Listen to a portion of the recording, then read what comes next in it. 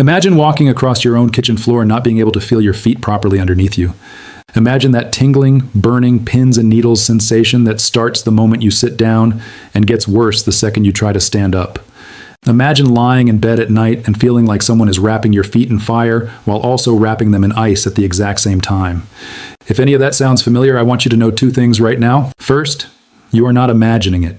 What you are experiencing is real, it is documented, and it is one of the most common and most undertreated conditions affecting adults over 60 in this country. Second, and this is the part most people never hear, there are specific targeted movements you can do that have been shown to reduce that numbness, improve the nerve signaling in your feet, and dramatically improve your balance and stability. And you do not need a prescription, a special machine, or an expensive clinic visit to start doing them. You can begin today. So stay right here because this is one of the most important videos you will watch this year.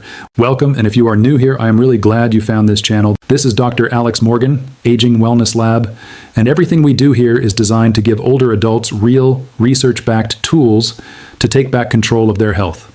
If that is something you want more of, please hit the like button right now and go ahead and subscribe. We post new content every week specifically for people over 60 who want practical answers, not vague advice. Now let's get into what is really going on with your feet and what you can actually do about it.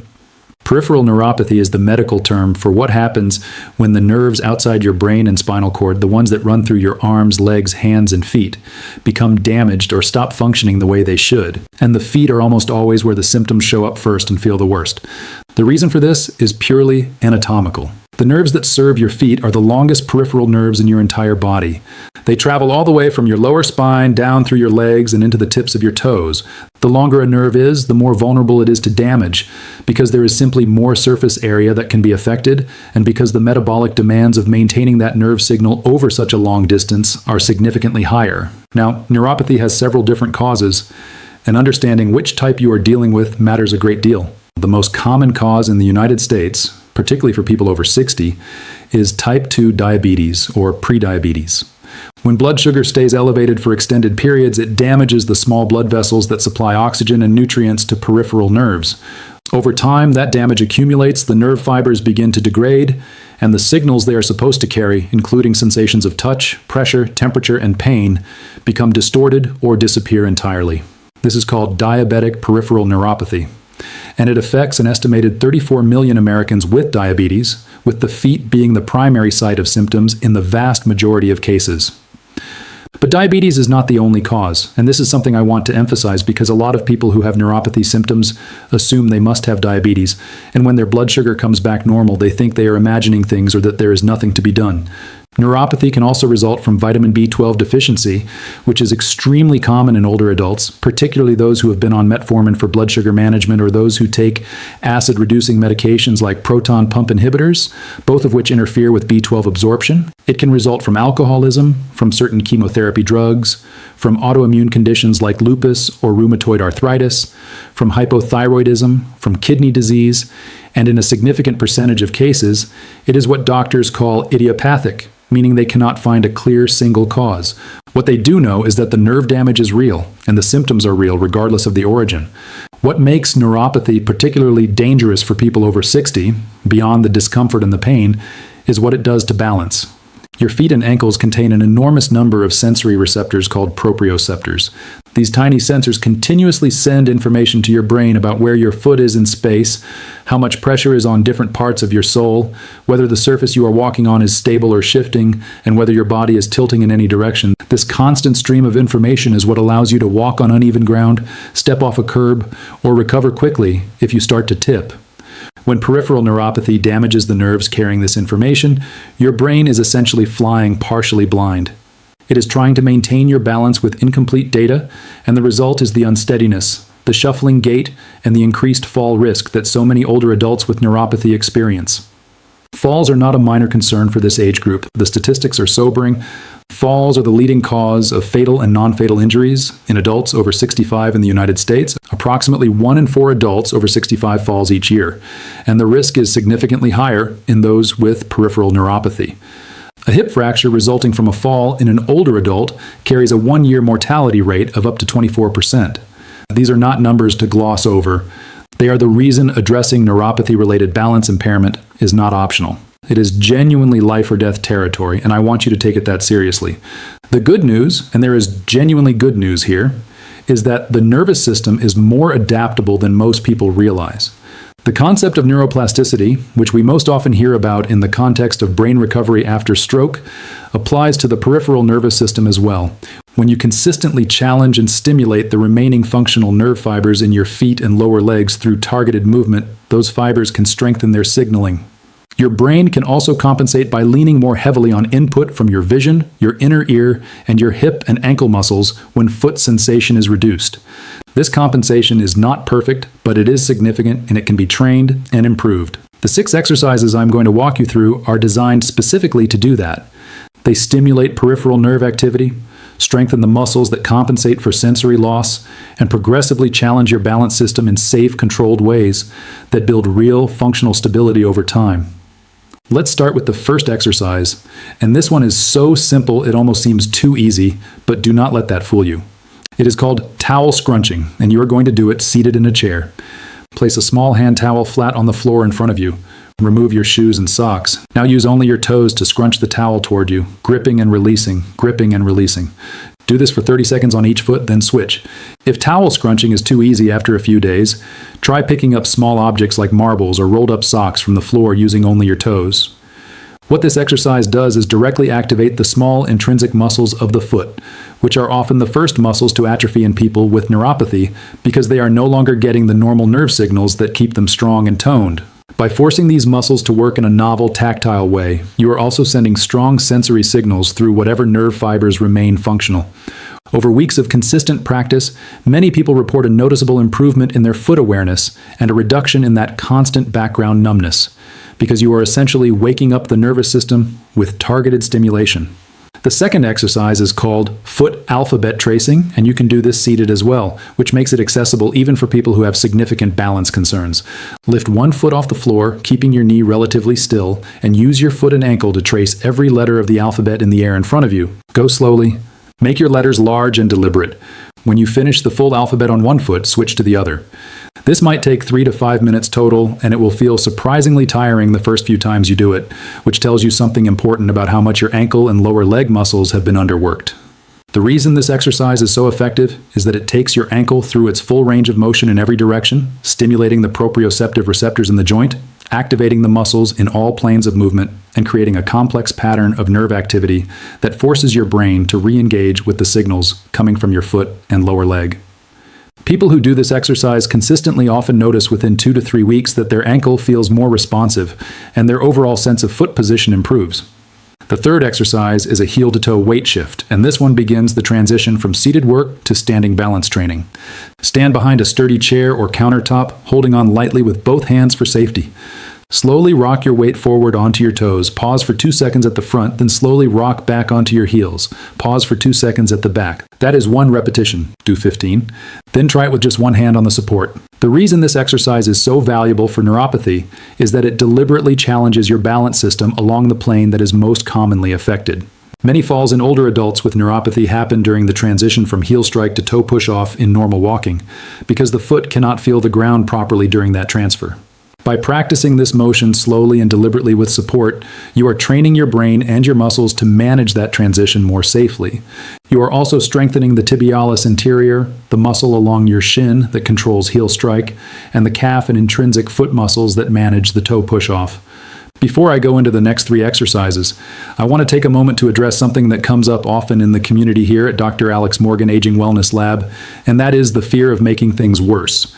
A lot of people with neuropathy have been told to be careful, to avoid stressing the feet, to wear thick padded socks and wide shoes, and basically minimize any kind of challenge to the affected area. And while protecting damaged tissue is certainly important in some contexts, the idea that you should minimize all sensation and challenge to neuropathic feet is actually counterproductive for most people. The peripheral nervous system needs stimulation to maintain whatever function it still has. Protecting it from all input is a bit like putting your arm in a sling when it is not injured. The muscles and nerves atrophy from disuse, and you end up with less function than you started with. The key is calibrated, progressive challenge, not avoidance. The 4th exercise is single leg standing, and it is one of the most powerful balance training tools available for people with neuropathy. Stand behind your chair. Hold on with both hands. Lift one foot slightly off the floor and try to hold that single leg stance for 10 seconds. Then switch feet. Start with both hands on the support. As you get more confident over the following weeks, progress to one hand, then two fingertips, then just hovering your hand near the chair without touching it. The progression matters because each step requires your balance system to work harder with less external support. Your brain is forced to rely more heavily on whatever proprioceptive input it can gather from your standing foot, your ankle muscles, your hip stabilizers, and your core. Over time, this trains a more robust multi-source balance system that is less dependent on perfect foot sensation. Research in older adults with diabetic peripheral neuropathy has shown that consistent single-leg balance training for as few as 6 weeks produces measurable improvements in balance test scores and a significant reduction in self-reported fall frequency. The fifth exercise targets a specific muscle group that is often completely overlooked in standard neuropathy programs, and that is the anterior tibialis, the muscle on the front of your lower leg. Weakness in this muscle is one of the primary reasons people with neuropathy develop a gait pattern called foot drop, where the front of the foot does not lift properly during the swing phase of walking. Foot drop is a major fall risk because the toes catch on the floor during walking, especially on carpet or uneven surfaces. To strengthen the anterior tibialis, sit in a chair with both feet flat on the floor. Now lift just the front of your foot, toes and ball of the foot, off the floor while keeping your heel down. Hold for 3 seconds, lower slowly. Do 20 repetitions on each foot. Once this becomes easy, you can add a light resistance band around the top of your foot for added challenge. This exercise directly targets and strengthens the muscle responsible for lifting the foot during walking, which reduces the risk of tripping and gradually improves the quality of your gait over time. The sixth and final exercise is what I call a textured surface standing challenge, and it is one of the more interesting and immediately effective things you can do for neuropathy-related balance problems. Place a folded towel or a thin yoga mat on the floor in front of your support surface. Stand on it with both feet while holding your chair or countertop. The slightly uneven, softer surface under your feet sends a stronger, more varied set of sensory signals to your brain than a flat, hard floor does. For someone with reduced foot sensation, this enhanced signal can meaningfully improve balance performance in real time. Studies on proprioceptive training in older adults have found that practicing balance exercises on soft or slightly unstable surfaces produces faster and more durable balance improvements than practicing on flat, hard floors, precisely because of this increased sensory demand. As you get more comfortable, you can progress to a thicker folded towel, a balance cushion, or even a folded exercise mat. The goal is always to challenge yourself just enough to require real effort without reaching a point where you feel unsafe. Now I want to take some time to address the broader lifestyle picture around neuropathy, because exercises alone, as valuable as they are only one piece of a complete management strategy. One of the most impactful things any person with peripheral neuropathy can do, regardless of its cause, is to examine and optimize their nutritional status, particularly with regard to B vitamins. Vitamin B12 is essential for the maintenance of the myelin sheath, which is essentially the protective coating around nerve fibers that allows them to conduct electrical signals efficiently. When B12 is deficient, that coating breaks down and nerve conduction slows or stops. This is a reversible process in its early stages, which means catching and correcting a B12 deficiency before it becomes severe can actually improve neuropathy symptoms meaningfully. B12 deficiency is remarkably common in adults over 60 for several reasons. The stomach's ability to produce intrinsic factor, a protein required to absorb B12 from food, decreases with age. Long-term use of metformin and proton pump inhibitors further impairs absorption. And diets lower in animal protein where B12 is most abundant are common in older adults for various reasons. If you have not had your B12 levels checked recently, it is worth asking your doctor to include it in your next blood panel. Alpha-lipoic acid is another supplement that deserves mention in any serious discussion of peripheral neuropathy. It is a powerful antioxidant that has been studied extensively in Europe, particularly in Germany, for its effects on diabetic neuropathy.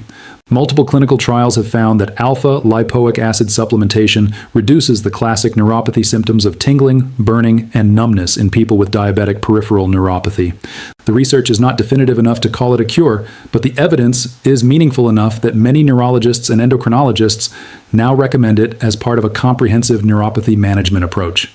The typical research doses range from 600 to 1200 milligrams daily, and as with any supplement, you should discuss this with your doctor before starting, particularly if you are on blood sugar medications, because alpha-lipoic acid can lower blood glucose levels. Footwear is another topic I cannot leave out of this conversation. For someone with neuropathy, the choice of footwear is genuinely a safety issue.